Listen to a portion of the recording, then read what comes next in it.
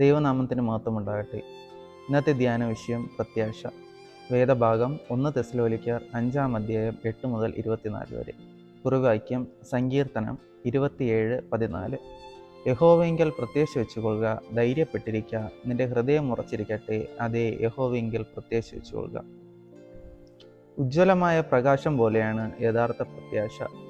ഇപ്പോഴുള്ള പ്രതിസന്ധികൾക്കപ്പുറത്തേക്ക് നോക്കാനും ധൈര്യത്തോടും സന്തോഷത്തോടും കൂടിയ ഭാവിയെ നേരിടാനും അത് നമ്മെ സഹായിക്കുന്നു.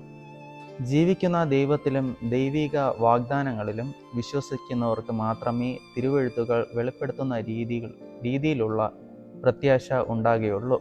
യഥാർത്ഥത്തിൽ പ്രത്യാശ, ആശ എന്നീ പദങ്ങൾ ബൈബിളിൽ അനേകം തവണ പ്രതിപാദിക്കുന്നു. ശുഭകരമായ ഒന്നിനായുള്ള ആകാംക്ഷയോടെയും ഉറപ്പോടുമുള്ള കാത്തിരിപ്പാണിത് എന്ന് നാം മനസ്സിലാക്കണം. കൊടുങ്കാറ്റ് ആഞ്ഞടിക്കുന്ന സമയത്ത് ഒരു നങ്കൂരം കപ്പലിനെ ഉറപ്പിക്കുന്നത് പോലെ പ്രതിസന്ധികളിൽ പ്രത്യാശ നമ്മെ ഉറപ്പിച്ചു നിർത്തും. നമ്മുടെ ഉത്കണ്ഠകൾ കുറയ്ക്കും, പ്രശ്നങ്ങൾ സഹിച്ചു നിൽക്കാനുള്ള ശക്തി തരും. ശാന്തരായിരിക്കാനും സമചിത്തതയോടെ ചിന്തിക്കാനും വിശ്വാസത്തിൽ ഉറച്ചു നിൽക്കാനും പ്രത്യാശ നമ്മെ സഹായിക്കും. അങ്ങനെയെങ്കിൽ പ്രത്യാശയുടെ അഭാവം പലപ്പോഴും ജീവിതത്തിൻ്റെ കൈപ്പേറിയ നിമിഷങ്ങളിൽ നമ്മെ അന്ധകാരത്തിലേക്ക് തള്ളിവിടും. ഈ അന്ധകാരത്തിൻ്റെ അവസ്ഥയെ നിരാശയെന്നോ ആകുലതയെന്നോ നമുക്ക് വിളിക്കാം.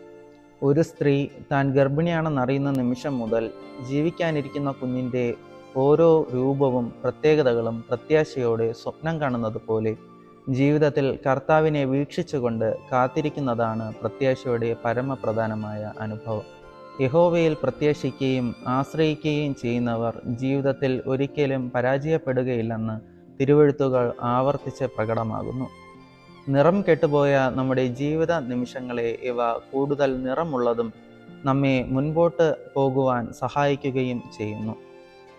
പ്രിയരെ, പ്രയാസങ്ങളും പരീക്ഷണങ്ങളും നേരിടുമ്പോഴും മറ്റൊന്നിലും ആശ്രയം വയ്ക്കാതെ ക്രിസ്തുവിൻ്റെ കുരിശിലും ഉത്ഥാനത്തിലും നമുക്ക് പ്രത്യാശ വയ്ക്കാം. സർവശക്തൻ നമ്മെ തളർന്നു പോകാതെ വഴി നടത്തുമാറാകട്ടെ. ആമേൻ.